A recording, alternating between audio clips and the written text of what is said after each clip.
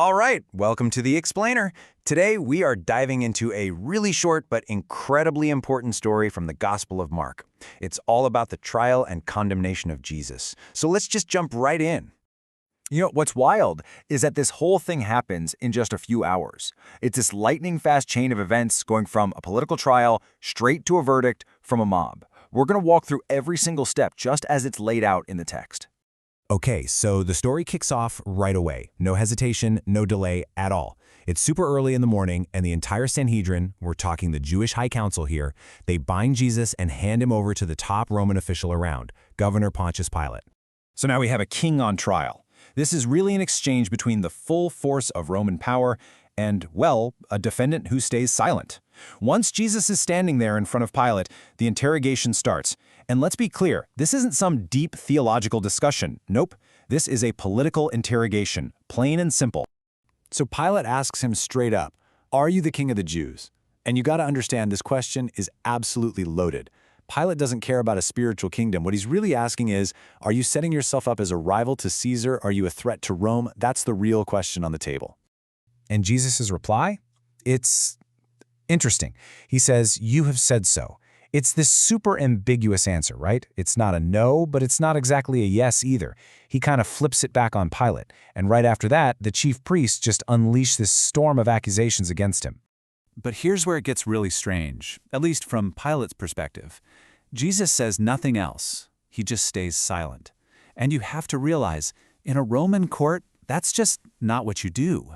You're supposed to defend yourself. Silence could mean you're guilty. So for Jesus to just stand there and not answer any of these charges, the text says Pilate was amazed. I mean, he's probably never seen anything like it. All right, so now we get a choice for the crowd. The scene kind of shifts away from the formal courtroom and out into the court of public opinion.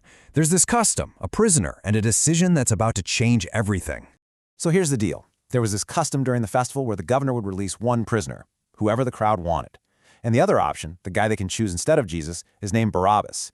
And he's not just some small-time thief. The text is very clear. He's an insurrectionist, a rebel who committed murder during an uprising against Rome. A pretty serious character.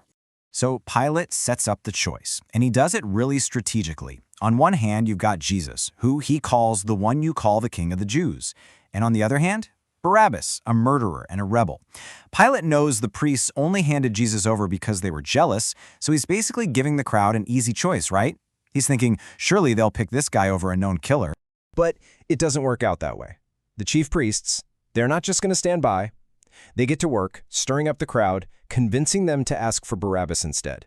They know how to play this game, and you can just feel the tide turning in a really dramatic way. So now the verdict is crucifixion.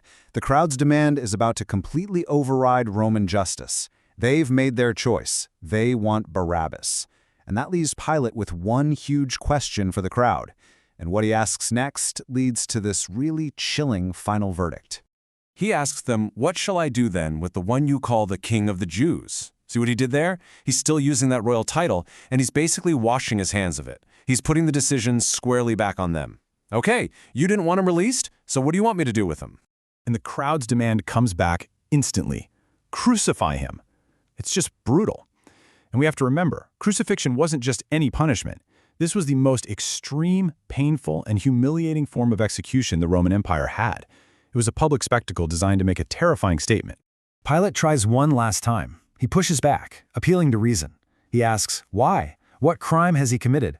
He's looking for a legal reason, any reason, to do this. But it's no use. They just shout louder, over and over. Crucify him. Justice, reason, it's all gone. It's just the will of the mob now. And that leads to Pilate's final decision. The text is really explicit about his motivation here. It says he wanted to satisfy the crowd. So he released Barabbas, had Jesus flogged, and then handed him over to be crucified. His decision wasn't about justice or guilt. It was about crowd control. He just gave them what they were screaming for. And now, the soldiers mock a king. Once the official verdict is in, Jesus is handed over to the soldiers, and the symbols of royalty become tools of pure torment. That theme of his kingship that we saw in the trial, it's about to get way, way more physical and way more cruel. So they take him inside the praetorium, the governor's palace, and a whole company of soldiers gets involved. And they just systematically take every symbol of royalty and turn it into a tool of mockery. They put a purple robe on him, they twist together a crown of thorns and shove it on his head, they start shouting, "Hail, King of the Jews!" They hit him, they spit on him, and they even kneel down in this fake act of worship. It's a complete, brutal inversion of power. And finally, when they're done, when this whole cruel performance is over, they lead him out to be crucified. They take off the purple robe, put his own clothes back on, and lead him away to carry out the sentence the crowd demanded. So you look at this whole story, this incredibly fast and intense chain of events, and it really makes you think, doesn't it? Where does the line blur between authority, justice, and the will of a crowd? It just shows how fast things can spiral, how choices made by leaders and by ordinary people can stack up and lead to something irreversible. It really leaves you wondering, what are the forces that shape our ideas of justice, not just back then, but right now, today?